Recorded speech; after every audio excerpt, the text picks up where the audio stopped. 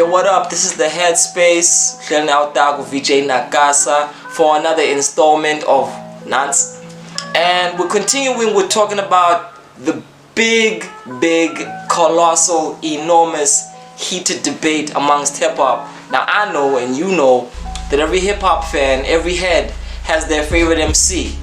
And now, over the years, the big contention, the big debate, the big conversation has always been around which MCs can we all communally and mutually agree are in the echelon, in the theon, in the utmost gods of hip-hop.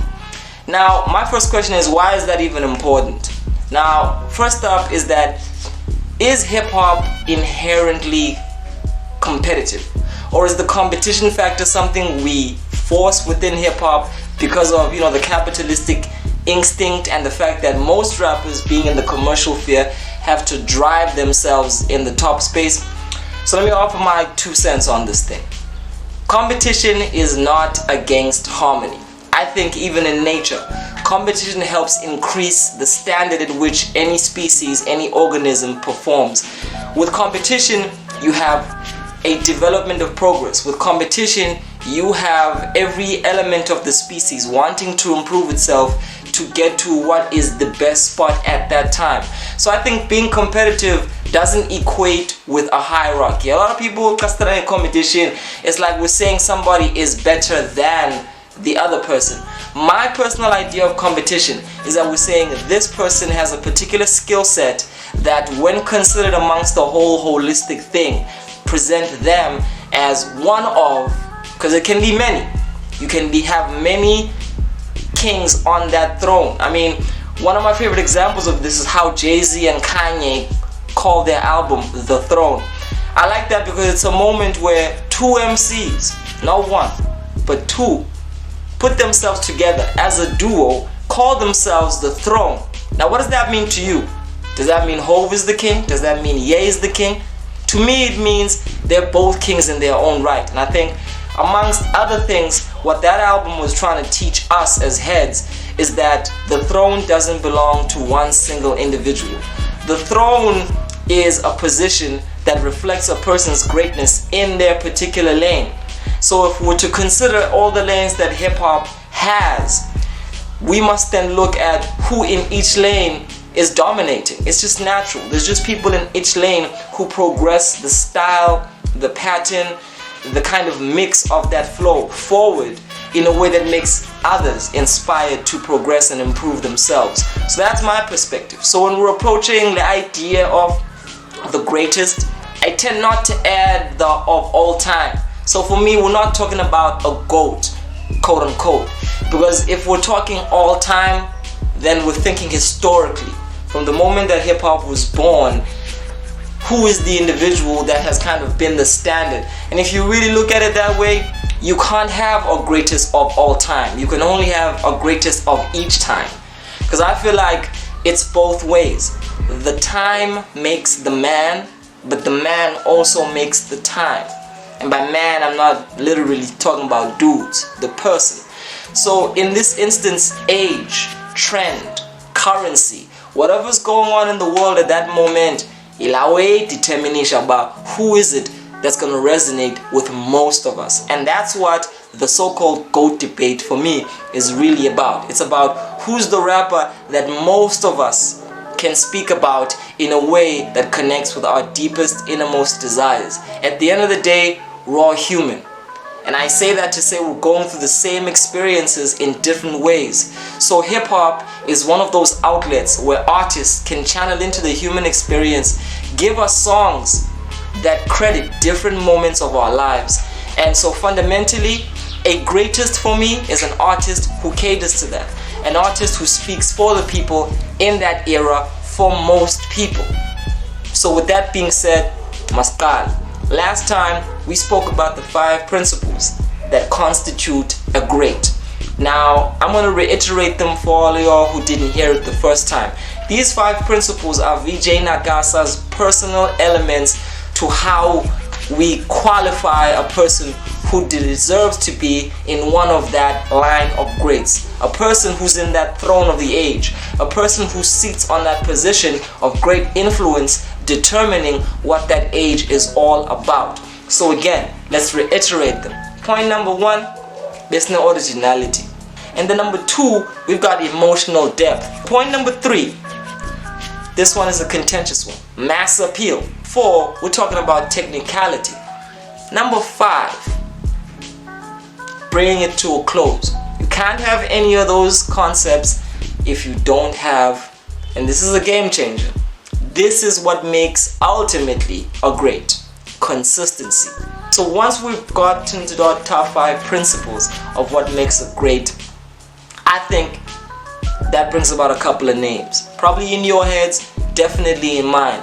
But because I'm situated in this landscape, as a South Africa, as Mzansi, and the headspace is dedicated to promoting primarily South African artists, not artists only from the Eastern Cape, but Mzansi yonke, and cultivating the game, this top five ultimately comes to question, who is South Africa's great? Who is South Africa's all-time MC? For me, I'm gonna give you one name: Pro. Now I know his death has created a lot of sensation around the name. Death tends to do that. The death of an artist, especially an untimely death, when somebody dies at a place in their lives where we still felt like they still have more to give, it creates the curiosity of what could they have done more, and it creates an emphasis on their work that almost makes them immortal. Now, aside from that, let's question that. Is Pro widely known because he died? Or is Pro widely known because he was actually good at what he did, even when he was still alive? I go for the latter. And I think heads and people who bonded with Linda Mkhize's music will all agree. If you don't agree, get at me on the comment section. That Pro single-handedly had all of those five principles. He was a cat who came through, who sounded like nobody before him.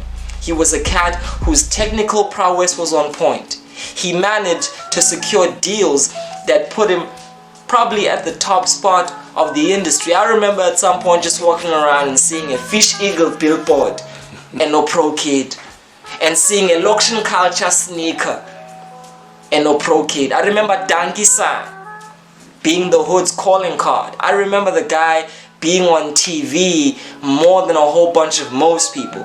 So for me, as a hip-hop head, that was a big deal. And what was more of a big deal was that Pro was doing this in a way that didn't even speak of hip-hop. South Africans could relate to the man because he found a way to make hip-hop South African. Pro found a way to deliver ubuso weto bake, ubukasi bake, and just the individual experience of being a young black man in the so-called post-apartheid era in a way that was hip, cool, relatable. You wanted to be him. So in that sense, Pro Kid for me defines the archetype, the example of a great MC, because he gave us music which came from the roots, music that spoke to the fact that this man cares about the pen, he cares about the technicality, he cares about what he says. Pro was not about to just throw a useless line up there, or a line he considered to not be at the standard of what would be considered him great. Pro gave us depth, Pro gave us street intelligence, Pro gave us vulnerability, Pro gave us swag, Pro gave us romance, Pro gave us everything that is human. I mean, come on. He gave us in the same breath. When Heads and Tails came out, I was in high school. I remember the life-changing, the existential freaking grasp that Pro Kid had over all of us. Even if you didn't like him, you couldn't help but like him. Because Pro is a rare example of one of those MCs who's able to cater to each lane. He was a fan of all kinds of hip-hop. He liked to dance. He loved the cypher. Those who know the history will know that Pro is one of the many MCs and probably the central point of a movement which grew at Soweto, and he developed out of that cypher. He developed out of the streets. Pro developed from cats who were really into the lyricism. So if we're talking about Pro Kid, we're talking about somebody who comes from the elements of hip-hop and who evolved and saw the importance of what being an artist means. That when you transcend hip-hop as a genre, you're in this weird space where it will pop. And what does popular mean? Popular means understanding what people like and why they like it. Pro understood that there was a massive call for South Africans to be proud of their township culture. And we know the townships are a political construct created by the Afrikaner to separate us socio-politically. But the fact remains, a lot of black people, the majority of black people in South Africa are from this kasi, this lokasi, this location. Pro, like many of us, was in this location, grew out of this location, knew the experiences of this location, but fell in love with hip-hop and found a way to balance being from the locations and being South African with being hip-hop, with affirming yourself, with being the greatest you could be, which is what hip-hop truly represents. Number one is a CP style. Hip-hop is about self-empowerment. How can I show people I am great? And that's what every rapper needs to remember. If you want your name, if you want your shine to live on, you gotta show us why you're great. Show us why we need to believe in you. And that's what Pro did for us. Pro showed us we could believe in him because Pro Ghetto Ngulavo, we as the presenter, like he said it many a times. He knew this. Pro understood what he was about, and he understood why he had to do things a certain way. Many would call him a sellout for that, but I'm sure many of those are probably still the ones revering him. So for me, Vijay Nagasa, our ultimate GOAT has to be Pro, Ulindam Keys. Now let's look at his catalog. Let's measure him according to this top 5. Originality. Who does Pro sound like to you? I mean, I could hear a little bit of a lot of MCs. I could hear a lot of that New York influence, a lot of that cypher influence. But ultimately, I could never say who Pro reminds me of. And that's the brilliance of it. He found a way to make his own cadence felt. Now, there's an interesting story that's always told around the circuit about how when Dead Prez, Black Thought, and a lot of these other cats came on a tour to South Africa, and a lot of the hip-hop heads in Jersey were excited about that, and they had conversation, in-depth, intimate conversations with their idols. There was a life-changing moment where the American cats were like, yo, but we came to see you do you. We came to see South Africans twist hip-hop in their own way. And all we saw was you trying to do a version of us. Now that changed the mindset of a lot of people. People in many movements. The Slag Race movements, the Black Sunday movements, and many movements around South Africa, particularly at Jersey, because these cats had come front and center with their heroes, and this was the feedback that they got.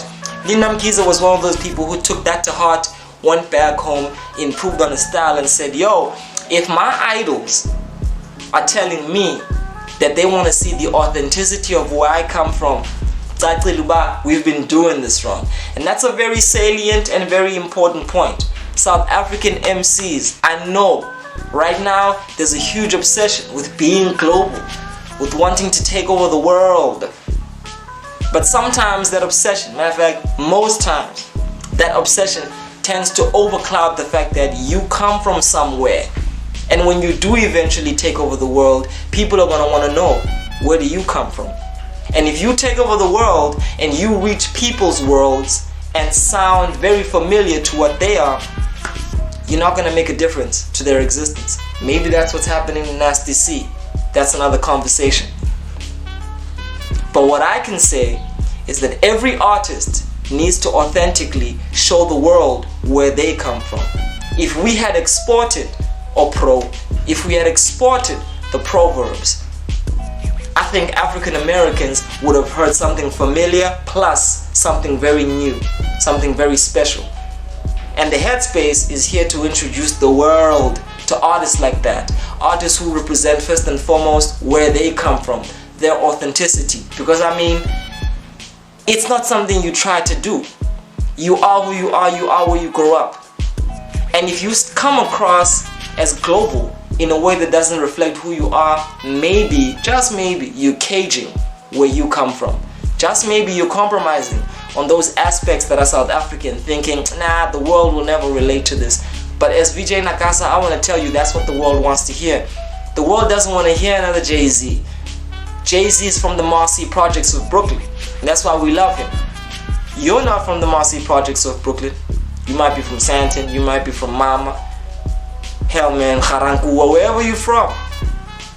That's where you need to represent. You need to find a way of interpreting your own social space in a way that's going to make the world take a look at how other people are living, how that's different, and how in a strange way, it's still the same thing. So Pro is the ultimate expression of that. He speaks to the world in a way that is so authentically South African that if you were to play Pro to anybody global, there are elements that they would really find familiar, but there's more that they would want to know. There's a discussion there, there's a dialogue, and all great artists create a dialogue. They create a conversation that brings hip-hop to a new and different space.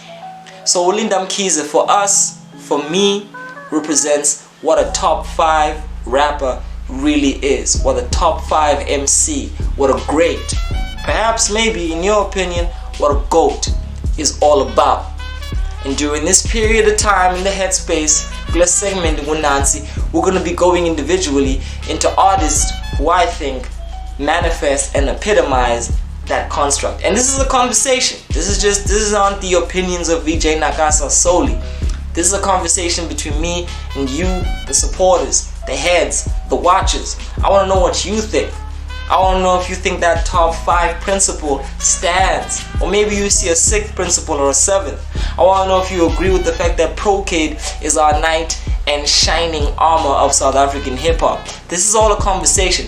We're starting discussions. So from your brother VJ Nakasa, I'm here to say you can't have a great discussion without starting with Pro Linda Mkhize. Next time, we're going to be talking about where to go from there. But personally, I think that's where we need to start, because we start from the ghetto, we start from the townships, we start from a place where most South Africans inhabit. We're able to take the whole spectrum of what South African hip-hop has been, from the prophets of the city, from the emphatic tabs, from all of the movements that have existed, and tell me that Linda Mkhize does not embody an element of what every hip-hop rapper aspires to do. His death just magnified the fact that we lost somebody who could have been an example as he grew up. I don't know what he could have done as a mature MC. Hip-hop is only entering its late style where it's an adult. So maybe Pro could have still given us some bangers. Maybe he would have kind of been lost in the matrix and wouldn't have known what to do as an old guy. Point still stands. The catalog he gave us, with our heads and tails, with our DNA, with our snakes and ladders. Yeah, I mean, you might look at some of those projects and think to yourself, that was probably mediocre. But let's look at it. Let's look at the whole catalog, from heads and tails to his last project. And let's look at the sum total of the man, the hits he gave us, the experiences he gave us. And you tell me if you think Pro Kid, Linda Mkhize, isn't the one who we should all be hailing as the great of South African hip-hop. I don't know, you tell me. It's the Headspace. This is Nancy. This is VJ Nakasa.